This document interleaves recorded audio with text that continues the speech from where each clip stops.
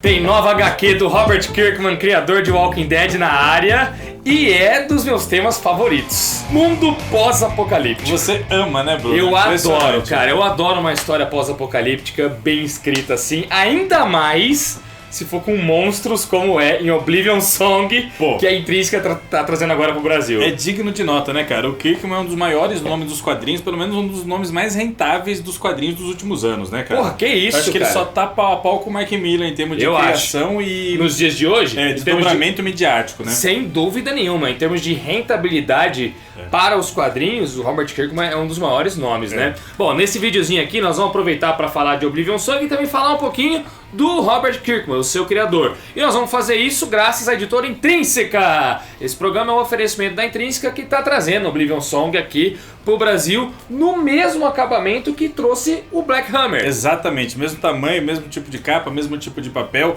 Esse daqui tem 144 páginas inteiramente coloridas e ele custa R$ 49,90. Só que se o cara comprar pelo nosso link e utilizar o cupom aí, Oblivion10, ganha 10% off. Ah, aí que maravilha, hein? Beleza, hein? Na Amazon, que geralmente já tem desconto, com mais desconto, pronto, fica melhor ainda.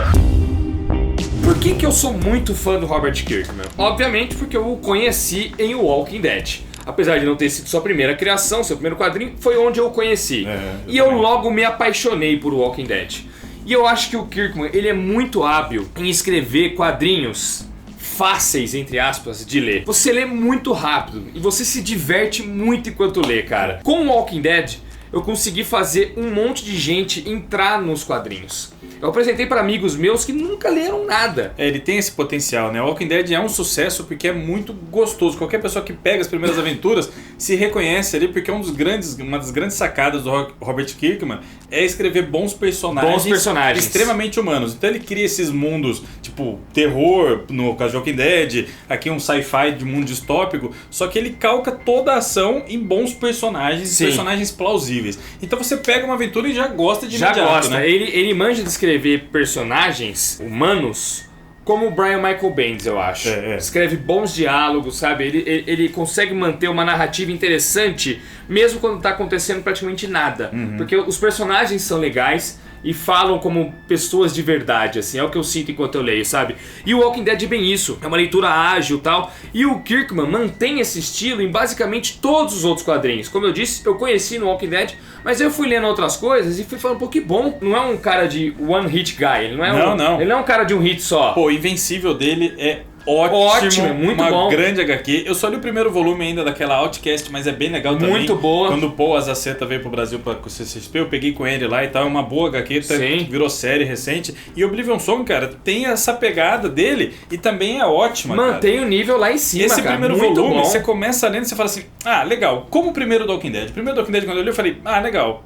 Tá dentro do subgênero que eu gosto muito. E eu achei que ia ficar naquela mesmice. Só que aí ele encontra uns rumos pra trama que são completamente inesperados. E ele vai dando uma profundidade e vai criando esse mundo cada vez mais amplo. No Oblivion Song tem muito isso, né, cara? De você começa uma trama... Ah, tá, eu já vi alguns desses elementos antes. Tá, mundo distópico não é nenhuma novidade. Essa história de arrebatamento de pessoas que desaparecem do nada também é super usual. Eu vejo em várias séries, vejo em vários filmes. Só que aí ele começa apresentando os personagens aqui, acolá, os dramas humanos, conectando. E vai vindo reviravolta, aquelas linhas soltas que ele vai encaixando aos poucos. E ele vai jogando várias iscas pra você. Você não percebe. Você não percebe. Quando você vê, você tá fisgado. Puta, aí você não consegue largar o gibi, você termina e você fala assim, cadê o volume 2? Eu não larguei o gibi. É essa a reação mesmo, Danielzinho. Só que apesar desse negócio do arrebatamento ser uma coisa que existe em algumas séries aí, eu achei muito criativo a ideia do Oblivion Song como um todo. Ah, sim. Eu acho criativo, acho que é um plot fácil de se explicar assim. É que recentemente eu assisti Leftovers, cara, que é uma grande série, uma série estupenda da HBO. Que tem esse tema Tem muito também. isso. Algumas pessoas desaparecem do nada e aí fica as pessoas aqui sofrendo luto, como reage, o que muda no mundo, por que algumas pessoas foram e outras não, esses grandes questionamentos, assim, que dá muito pano pra manga, né? Muito potencial de drama. Aí aqui no começo eu falei, bom, é isso, porque a trama basicamente é essa. 300 mil habitantes ali da Filadélfia desaparecem de uma hora pra outra e vão pra uma região chamada Oblivion, um mundo de monstros e tudo mais. Só que não é só isso. Não é só isso. No lugar onde estavam essas 300 mil pessoas, aparece um pedaço do mundo pós-apocalíptico também. É como uma troca. Vlup, vlup. Pega uma dimensão zoada, cheia de monstros, que vem pra parar na Terra. E as pessoas que estavam ali vão parar nesse lugar. Vão, desaparecem daqui. E aí tem quem restou aqui, quem restou ali do entorno da cidade, começa, pô, por que eles foram, pra onde eles foram, o que tá acontecendo? E mostra quando aconteceu também, isso é tudo parte do passado da história, já superaram esse acontecimento, mas mostra também como que foi na época, né? De repente, um monte de monstro tava no meio da cidade. Um pedaço da Filadélfia saiu e de repente tem monstro gigante aqui, tem uns bichos malucos matando e comendo gente. Aí o exército, o governo precisa dar conta daquilo, uma guerra muito rápida, e logo na sequência eles descobrem uma maneira, portais aí de atravessar e ir pra Oblivion, né? Começa essa troca aí, eles começam, o governo e as instituições começam a mandar... O que aconteceu? Por que a Filadélfia saiu daqui? Isso? Como foi acontecer? Começa aí eles percebem a isso. estudar o que aconteceu, por que aconteceu, pra onde eles foram, será que dá pra trazer de volta? É um lance meio daquela série de Stranger Things, do mundo invertido. Tem um pouco disso. De uma viagem entre dimensões, que aí eles descobrem que, meu Deus, essas pessoas estão vivas. Elas sumiram, mas elas não morreram, elas foram parar em outro lugar. E aí, quando eles descobrem essa viagem interdimensional que dá pra fazer, criam-se grupos de resgate pra salvar as pessoas que estão do outro lado. Só que o legal da série é que isso é tipo mostrado só no flashback. A série começa 10 anos depois disso tudo acontecido.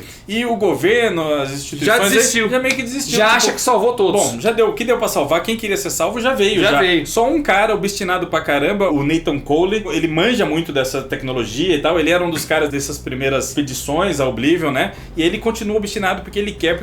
E ele tem certeza que tem mais gente lá e tem mais coisa pra descobrir que ele precisa voltar. Então ele volta todo dia pra Oblivion. É o único cara que fica fazendo essa transição todo dia constantemente. Ele vai. E ele tem uma ajuda de uma equipe. De uma equipe bem reduzida. Um casal que ajuda ele e tal. Bem reduzida. Que dá respaldo enquanto ele tá do lado de lá, eles ficam monitorando as coisas lá de cá e tal. Ele vai e tenta trazer pessoas pra Terra. E aí você... Vira e mexe, ele consegue. Só que não é o suficiente para fazer um investimento grosso do governo para bancar novamente um projeto como era antes. O governo já fala, não, Neita, esquece isso, já acabou já, a gente já resolveu, já construiu um muro em volta do que era o... Por mais que você traga um ou outro a cada mês aí, a cada 6 meses... Não importa. Não justifica o investimento de milhões de dólares para reativar o programa. E parece que a gente contou muito da história, mas isso é 2, 3 números, fala tudo isso aí. Não, 2, 3 números não, é um passado, é o flashback da parada. Muito, isso é o comecinho Na história, você vai acompanhar o Nathan Cole indo pra Oblivion, tentando resgatar essas pessoas. E mais especificamente, qual é a dessa fixação dele? Por que ele quer fazer isso? Ele quer tanto ir pra lá? Logo a gente descobre que existe um motivo pessoal também, né? Ele não é apenas um herói interessado em salvar os seres humanos, coitados, que estão perdidos na outra dimensão. Como no Walking Dead não tem herói, né? Não tem. As pessoas são movidas às vezes por mesquinhez, por vontade de desejos próprios, né? Coisas muito particulares. E aí você percebe o Nathan Cole, que é o protagonista, é pra ser o herói da série, ele tem outras camadas, né? Ele é um ser humano, né? É aí que o Kirkman acerta em cheio na parada. Puta, ele ganha, cara. É nesse momento que ele acerta em cheio, Total. Né? A primeira edição já é muito legal, porque surge já o Nathan Cole, já em Oblivion, fazendo um resgate com umas criaturas malucas. Eu adorei aqueles monstrão, cara. Puta, a primeira é cena... Lovecraftiano também, a né? A primeira cena já te fisga muito, né, fisga. cara? Você fala, puta, o que é esse gadget? O que rolou? O que aconteceu? O que foi essa... Pra onde eles foram e tal? Você fica, assim, instigado pra caramba. É uma ideia muito boa. A ideia é muito boa. A ideia é realmente muito boa. E aí, a história vai se desenrolando, e com uma arte competentíssima desse tal Lorenzo, que ele é ótimo, é italiano, né? Lorenzo De Felice. Italiano, que tá fazendo uma arte muito da hora. Tem cores da Annalisa Leone. Também é ótima. Muito ótima. Arrebenta, né, cara? As cores são lindíssimas. Meio que desenho animado, assim, as cores dela. Eu acho muito bonita mesmo. Não são aquelas cores degradê? De colorido moderno, não tem nada disso. Inventar volume e tal, e que claramente é feito por um computador. São cores chapadas, bem vivas assim. Vivas, vibrantes pra caramba. E ela consegue mostrar muito bem o que é Filadélfia e o que é Oblivion e tal, só com a diferença de cor, cara. É muito bem feito o trabalho dessa menina. É um dos grandes destaques da edição, fica pras cores, reparem. Bom, o Kirkman, ele já trabalhou com outros artistas também. É igual a gente falou do Mark Millar, que tem um projeto aqui com um cara, tem outro com outro cara. Cada projeto do Kirkman é com um artista diferente. E Oblivion Song agora é com esse Lorenzo Di Felice, e eles ainda estão fazendo lá nos Estados Unidos. Sim. Tá na edição 14, se não me engano, no momento da gravação desse vídeo, o que representa 2 encadernados por enquanto. A Intrínseca logo pode trazer o segundo e rapidamente alcançar os Estados Unidos aí nessa produção. Só que o Kirkman, enquanto faz o Oblivion Song, também faz outras coisas. Ele é inquieto, né, cara? Ele é inquieto, ele é danado, ele tá fazendo outras séries. E parece que ele começou com Walking Dead, mas não, o Kirkman vem de muito antes disso. E ele tem uma história muito legal na Image Comics, né? O Kirkman começou a fazer quadrinho em 2000. E começou, se não me engano, direto na Image mesmo. E ele fazia um quadrinho, um fanzine, um negócio meio zoando, assim, um super-herói de zoeira, meio estilo Garth Ennis, que era o Battle Pope. Papa de batalha, né? O Papa da Batalha. E foi uma história curta que ele acabou fazendo. Depois ele fez outros quadrinhos pra Image. Ele fez o Super Patriot. A terceira série dele já foi o Invincible, que terminou, se não me engano, com 100 edições e é ovacionada como uma das melhores séries de super-heróis já feitas. Pô, aqui no Brasil saiu pouquíssimo. 4 volumes só. E é sensacional. Muito foda. Muito Tinha legal. que sair no Brasil também. Só depois que ele começou o Walking Dead. É legal porque ele é da segunda fase aí da Image, né? Ele era fã dos caras da Image. Ele falou, puta, existe uma possibilidade aí muito grande. Olha o que o McFarlane tá fazendo, olha o que o Rob Liefeld, olha o que esses caras todos aí estão conseguindo fazer com quadrinho, né? A Image era um estúdio, uma editora, formada apenas por desenhistas que quiseram se distanciar dos empresários sanguessugas, que só os exploravam. Principalmente da Marvel. Da Marvel, da DC também. Pouco da DC. Mas foi mais da Marvel, né? Porque quase todos saíram da própria Marvel. E abrir sua própria editora. E eles fizeram isso.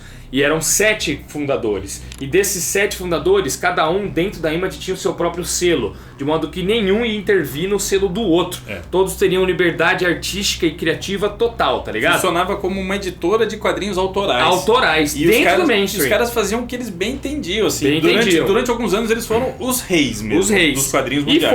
E foram. Sim, Chegou sim. uma época nos Estados Unidos que a molecada que antes sonhava em escrever, um dia eu quero escrever Homem-Aranha, um dia eu quero escrever o Batman, passou a sonhar, um dia eu quero ter minha série própria na Image, que é uma editora que dá os devidos royalties, né, e todos os créditos para os artistas, desde o início, desde sua fundação. Hoje isso acontece na Marvel e na DC também. Eles têm dentro dessas editoras grandes selos autorais também, mas a Image começou muita coisa com isso daí. Foi muito precursora. Foi muito E aí precursora. você imagina o menino Kirkman lá, Kirkman apaixonado por quadrinhos, falando, puta, dá pra fazer a parada. O Kirkman cresceu vendo esses caras. E o interessante pra caramba é que tem a história da Image, depois alguns sócios vão embora e saem, tem muita briga aí de bastidor. Não, um sócio só vai embora.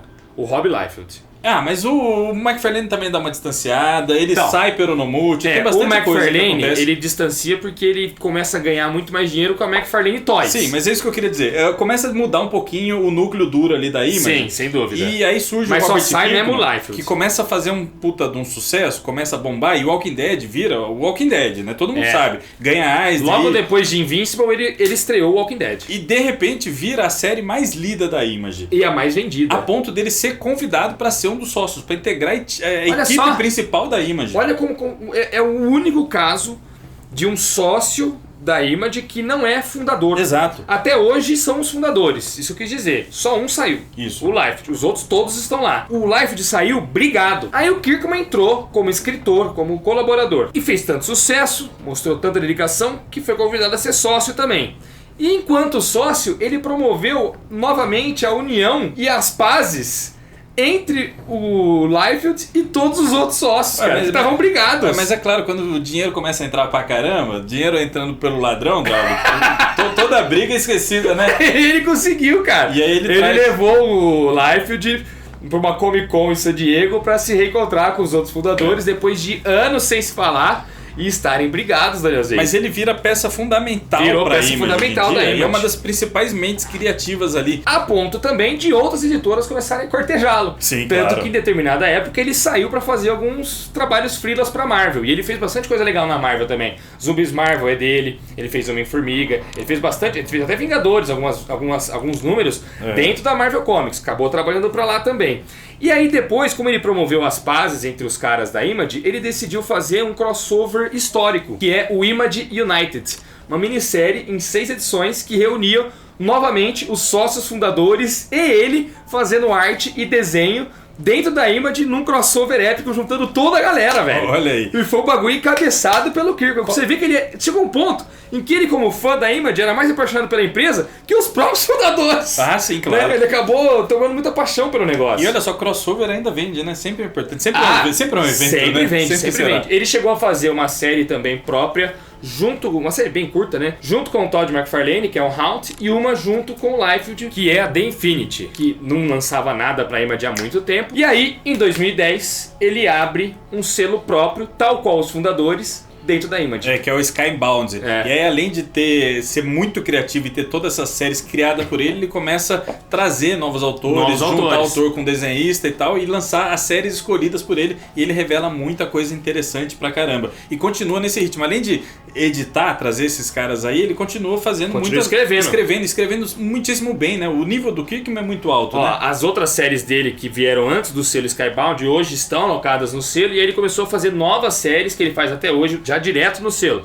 Uma é a Super Dinosaur, que só pelo nome eu fico curioso pra ler. Me interessa porque tudo que é dinossauro é legal. Eu acho legal também. Não li. Mas é uma série que tá ongoing, tá andando lá nos Estados Unidos até hoje também, com ele escrevendo. Foi a primeira que ele fez pro selo Skybound. Depois dessa ele fez O Ladrão dos Ladrões. Aqui saiu um número pela HQM e ele cria e faz o roteiro junto com o Nick Spencer.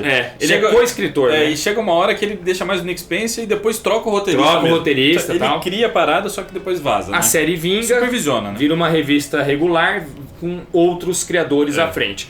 Logo na sequência dela, ele cria Outcast e aí o Oblivion Song, sendo que o Outcast também continua saindo até hoje. Então, nesse exato momento, ele ainda escreve, ao mesmo tempo, o Walking Dead. E o Walking Dead é o queridinho dele, acho que ele nunca vai deixar nenhum outro roteirista encostar os dedos. Jamais! Talvez ele vai de cabo a rabo. Talvez começar a sair os spin-offs, igual pode tem ser. em Hellboy, por exemplo, pode muito acontecer, né? Igual tem na série. Na série de TV. A série tem um spin-off. Talvez já. ele passe para outro roteirista, mas o trabalho da vida dele até o momento é o Walking Dead. É o Walking Dead, e que já tá na edição 190, hein, Danielzinho? Daqui a pouco deve acabar também, né? Deve estar pra acabar. Ele tá fazendo o Super Dinosaur, ele tá fazendo o Outcast, que também vai virar série de TV. Já virou, né? Já tem série de TV. Mas ninguém falou muita coisa.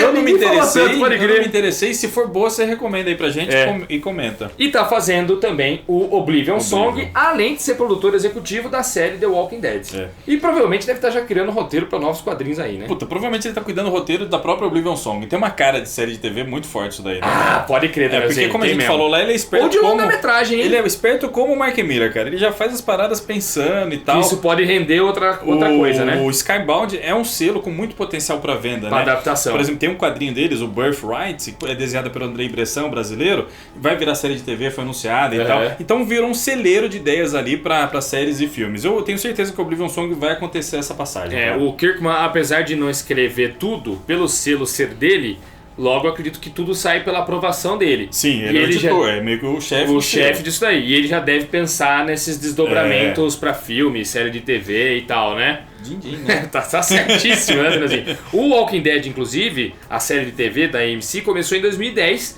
e foi nesse ano que ele atinou e falou, opa, vou fazer meu selo. Aí ele fez o Skybound. Igual o Miller fez lá o Miller World dele. Foi quando começou, acho que deve ter entrado uma puta grana também da série de TV, tá? E falou, vou investir esse dinheiro e vou abrir a Skybound. Mas ele não saiu da Image. Você vê como o cara curte a Image? Não, claro. Ele fez o selo dentro da Image. Ele é o socião lá. O cara é um dos donos hoje, né? E a Image, tá um negócio impressionante, né, cara? É sensacional. E que bom que a Intrínseca está trazendo o quadrinho Image com uma qualidade muito boa, cara. Porque é um negócio acessível também. Né? Faltava no mercado. Tem muita coisa, muita série estupenda saindo na Image e precisa sair no Brasil, cara. A Image hoje é um grande celeiro de ideias nos Estados Unidos. Nossa, é importante pra caramba. Das melhores editoras aí, tranquilamente, no cenário atual dos quadrinhos mundiais, cara. Porque tá criando coisa nova, né? Não fica só reciclando as mesmas ideias sempre.